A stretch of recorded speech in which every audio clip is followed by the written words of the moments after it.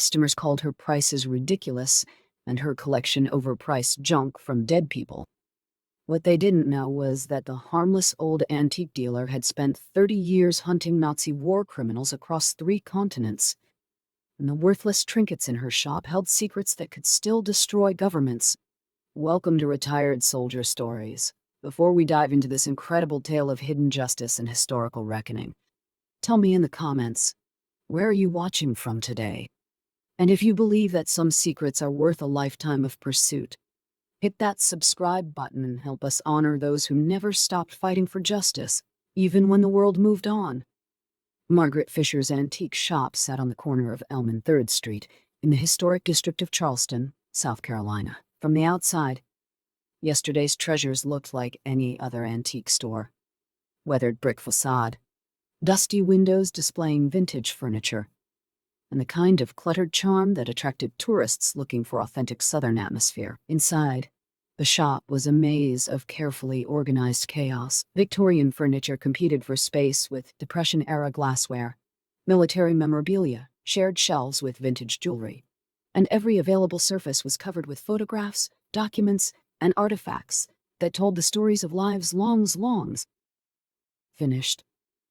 Margaret herself seemed to fit perfectly into this environment. At 73, she moved through her shop with the careful precision of someone who knew exactly where everything belonged. Her silver hair was always pulled back into a neat bun, her clothes were practical but elegant, and her wire-rimmed glasses gave her the appearance of a retired librarian who decided to surround herself with history. Regular customers knew her as a knowledgeable but stubborn dealer who charged premium prices and rarely negotiated.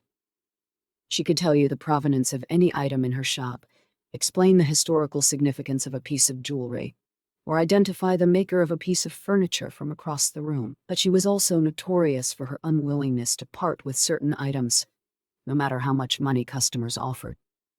"It's not for sale," was a phrase Margaret used so often that regular customers had stopped asking about the locked display cases that lined the back wall of the shop. Those cases contained what appeared to be military memorabilia, medals, photographs, documents, and personal effects that Margaret claimed were not available for purchase. What none of her customers knew was that Margaret Fischer wasn't just an antique dealer with an attachment to historical artifacts. She was Dr. Margaret Kellner-Fischer, former War Crimes Investigator for the U.S. Department of Justice, retired after 30 years of hunting Nazi war criminals who had escaped justice and built new lives in America and around the world. The worthless trinkets that customers dismissed as overpriced were actually evidence that had taken decades to collect, authenticate, and preserve. Evidence that connected seemingly respectable elderly men and women to some of the darkest crimes in human history. Margaret's transformation from War Crimes Investigator to antique dealer had been deliberate and strategic. When she'd officially retired from the Justice Department in 2015, there were still dozens of cases that remained open, dozens of suspects who had successfully hidden their pasts for over 70 years. The official hunt for Nazi war criminals was winding down. Most of the perpetrators were dead, and those who remained alive were in their 90s and beyond prosecution. But Margaret wasn't ready to let history's monsters die peacefully in their beds.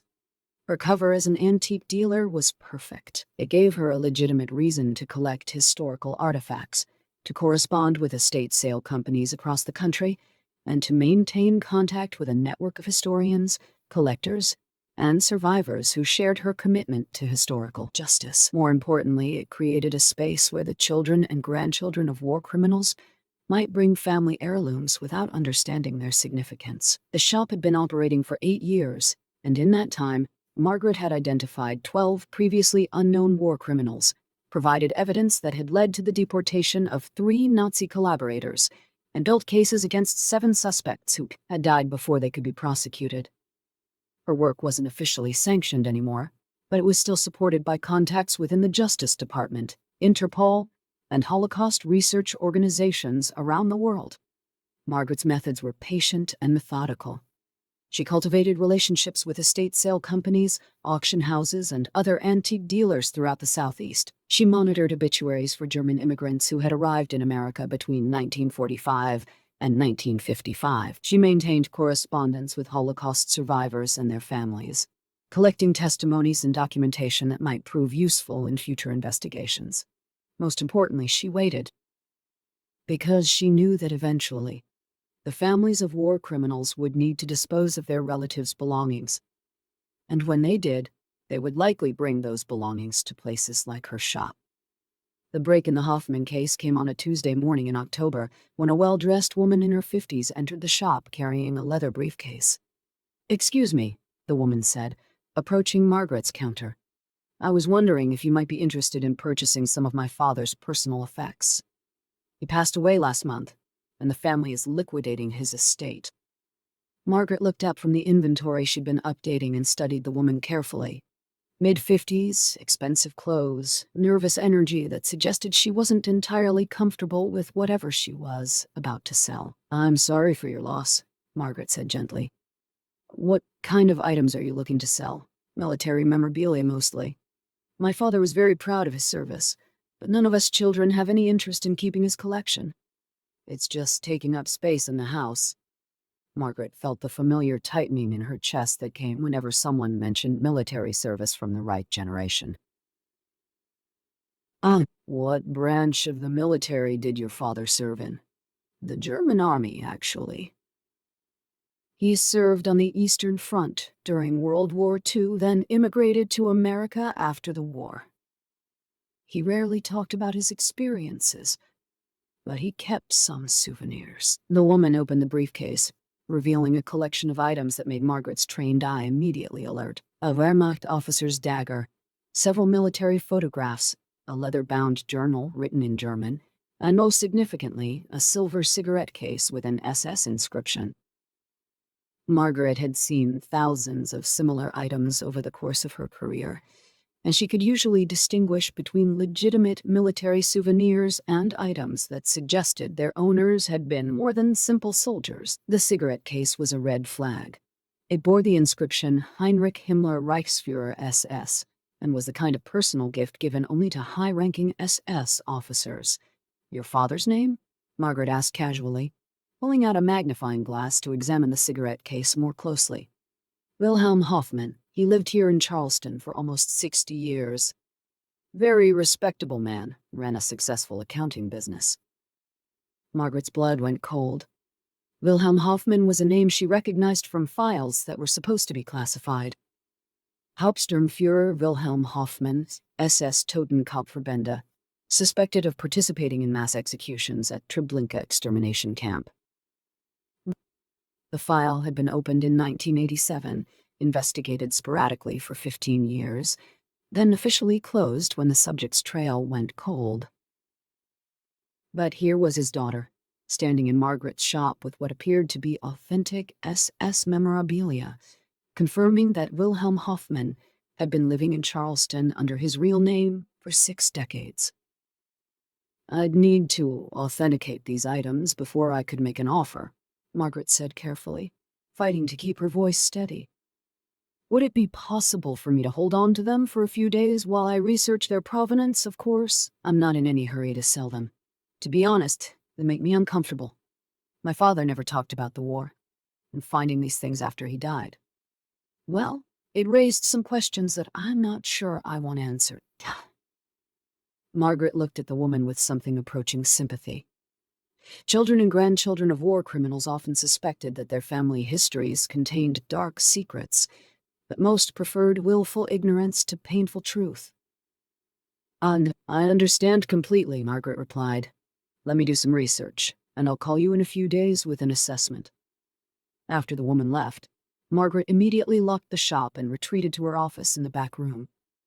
The space looked like any other antique dealer's workspace: cluttered desk, reference books, filing cabinets full of inventory records. But hidden behind a false wall was Margaret's real office, a sophisticated research center complete with secure internet connections, encrypted communication equipment, and files that contained more information about Nazi war criminals than most government archives. Margaret photographed each item from the Hoffman collection, then began the process of authentication and historical research that she'd refined over 30 years of war crimes investigation. The cigarette case was genuine. The inscription, the silverwork, and the SS supplier's mark all checked out.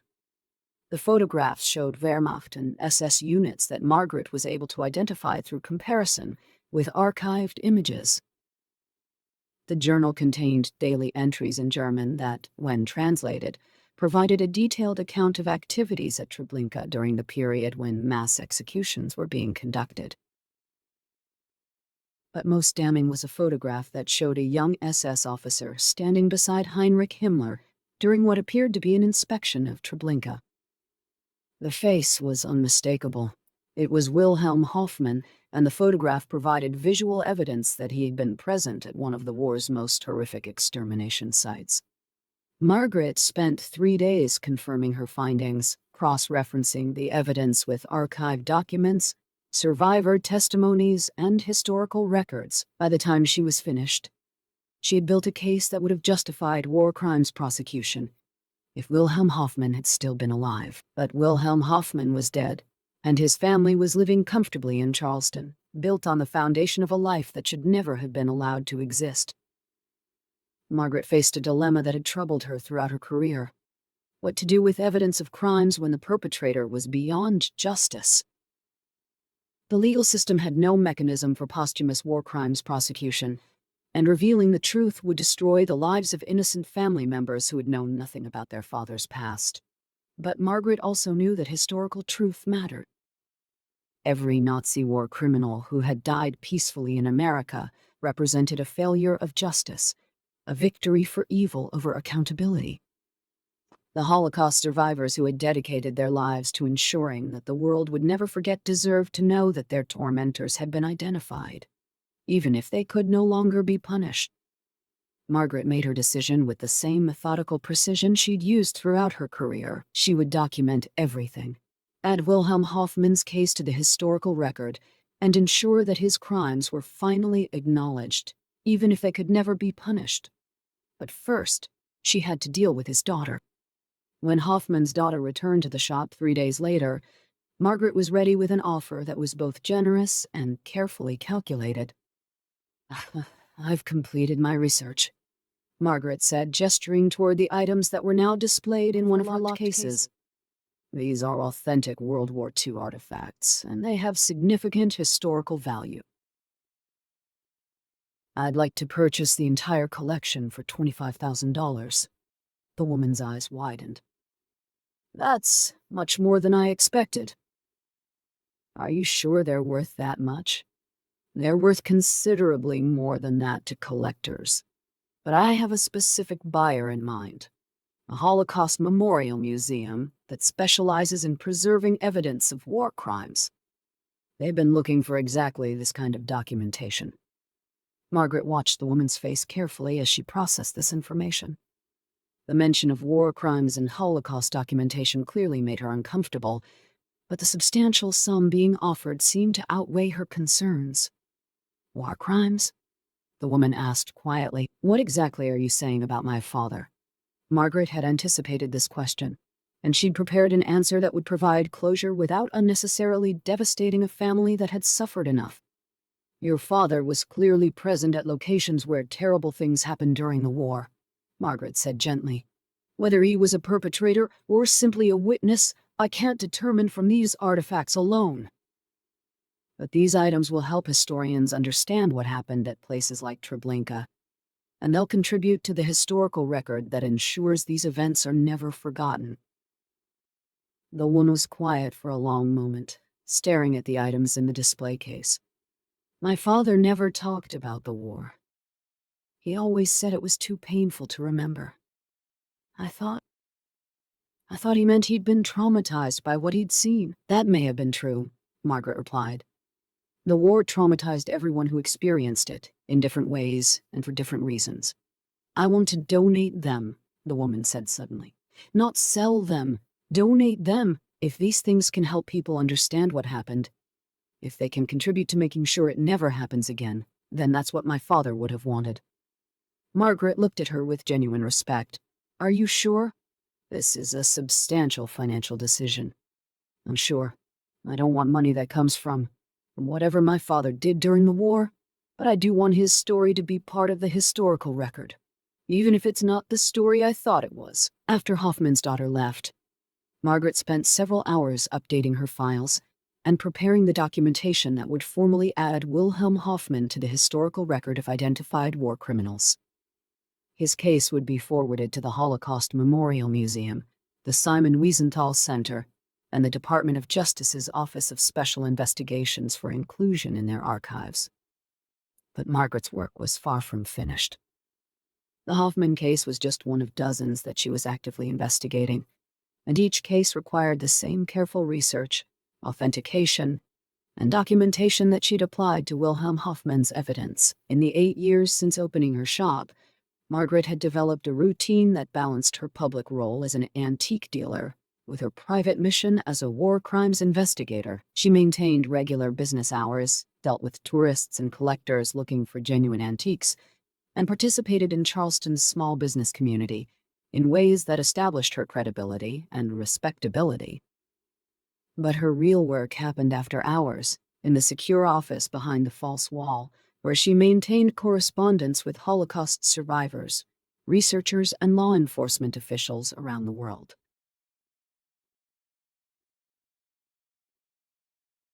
She tracked the movements of suspected war criminals, investigated leads that came through her network of contacts, and built cases against men and women who thought they had successfully escaped their pasts. The work was often heartbreaking. Margaret had identified war criminals who had lived as respected members of their communities for decades, becoming beloved grandparents, successful businessmen, and even community leaders. She had seen families destroyed by revelations about their patriarchs' pasts, and she had watched Holocaust survivors die while waiting for justice that would never come. But Margaret had also seen justice served. She had provided evidence that led to the deportation of Nazi collaborators who had been living in America under false identities. She had helped museums acquire artifacts that told the stories of victims whose names might otherwise have been forgotten. And she had ensured that dozens of war criminals were added to the historical record, their crimes documented for future generations, even when legal prosecution was no longer possible. The personal cost of this work had been significant. Margaret had never married, had few close friendships, and lived a life of careful isolation that protected both her mission and the people around her. She carried the weight of historical knowledge that most people couldn't comprehend, the detailed understanding of human evil that came from studying genocide as a professional obligation. But she also carried something else. The voices of survivors who had entrusted her with their testimonies, their documents, and their desperate need to ensure that the world would remember what had been done to them. Every case Margaret investigated, every war criminal she identified, every piece of evidence she preserved was a victory for those voices. On quiet evenings, when the shop was closed and Charleston's tourists had retreated to their hotels, Margaret would sit in her office surrounded by the evidence of 8 years of investigation. Photographs of SS officers who had died peacefully in American suburbs, documents that proved the presence of war criminals at sites of mass murder, personal effects that had belonged to men and women who had participated in history's greatest crime and then reinvented themselves as ordinary American citizens. The work would continue as long as Margaret was capable of doing it. There were still cases to investigate, still evidence to collect, still stories to document. The hunt for Nazi war criminals would officially end when the last perpetrator died, but the hunt for historical truth would continue forever. Margaret Fischer understood something that most people preferred to forget. Justice delayed was not always justice denied. Sometimes justice took 70 years to arrive. Sometimes it came through the persistence of a single investigator working in an antique shop, preserving evidence and documenting crimes until history finally caught up with its monsters. 3 months after the Hoffman case, Margaret received a call from a contact at the Department of Justice. New evidence had emerged that confirmed Wilhelm Hoffman's presence at Treblinka and provided additional details about his role in the camp's operations. The evidence Margaret had preserved would be included in a historical exhibition about American failures to prosecute war criminals, and Hoffman's name would be added to official lists of identified perpetrators. It wasn't the justice that Holocaust survivors had hoped for, but it was the justice that remained possible. Historical acknowledgement, documented truth, and the assurance that evil would not be allowed to hide forever behind respectability and time. Margaret hung up the phone and returned to her work. In the front of the shop, tourists browsed through Victorian furniture and vintage jewelry, looking for pieces that would remind them of times they had never experienced. In the back office, Margaret continued her own search through history, looking for evidence that would ensure the darkest chapters of the past were never allowed to disappear into comfortable forgetfulness. Some antique dealers preserved beautiful objects from previous generations. Margaret Fischer preserved the truth about previous generations, even when that truth was too terrible for most people to contemplate. And in a world that preferred to remember the past in sepia tones and nostalgic sentiment, someone had to be willing to preserve it in all its complexity, including the parts that were too dark for display cases, but too important for forgetting. The hunt continued, one artifact at a time, one case at a time, one piece of historical truth at a time, because in Margaret's carefully organized shop, surrounded by the remnants of lives long finished, the past was never really past. It was simply waiting to be discovered by someone patient enough to look for it, and brave enough to preserve it. So now I ask you, how many secrets from history's darkest chapters remain hidden in plain sight? How many respectable families carry the weight of ancestors' crimes without knowing it? And how many Margaret Fischers work quietly among us, preserving truths that others would prefer to forget? Share your thoughts in the comments, because the work of historical justice never truly ends. It just changes hands from one generation, carried forward by those who understand that some stories must be told, no matter how much time has passed or how uncomfortable the truth might be. Thank you for watching Retired Soldier Stories. If this tale of hidden justice and persistent investigation moved you, subscribe and help us honor those who never stop fighting for truth, even when the world has moved on. Until next time, remember that behind every antique shop window, every family heirloom, every old photograph, there might be a story waiting to be discovered by someone who knows how to look for it. And sometimes, those stories change everything we thought we knew about the past.